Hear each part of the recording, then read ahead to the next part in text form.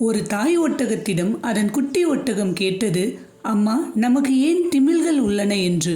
நாம் கடவுளின் படைப்பில் பாலைவன விலங்குகள், ஆகவே தண்ணீரை சேமித்து வைக்க நமக்கு திமில்கள் தேவை என்றது. சரி, ஏன் நம் கால்கள் நீளமாகவும் வட்டமாகவும் உள்ளன என்று கேட்டது.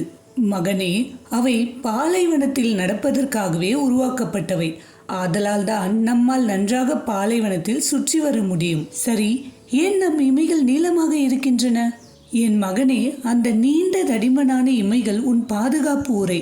அவை பாலைவன மணல் மற்றும் காற்றிலிருந்து உன் கண்களை பாதுகாக்கின்றன. சரி, கடவுளின் படைப்பில் பாலைவனத்தில் நாம் சுதந்திரமாக வாழ்வதற்கான இத்தனை திறமைகள் நமக்குள் இருந்தும் எதற்காக நாம் மிருக காட்சி சாலையில் வாழ்ந்து கொண்டிருக்கிறோம்? இப்படி நம் ஒவ்வொருவருக்குள்ளேயும் பல்வேறு விதமான தனித்திறமையும் அறிவும் இருந்தும் பயத்தினாலேயோ அல்லது சூழ்நிலை காரணமாகவோ ஒரு குறுகிய வட்டத்துக்குள்ளேயே நம் வாழ்க்கையை வாழ்ந்து கொண்டிருக்கிறோம். உன் அறிவையும் திறமையும் பயனுள்ளதாக மாற்றினால் உன் வாழ்க்கையை வெற்றியுடன் நீ வாழ்வாய்.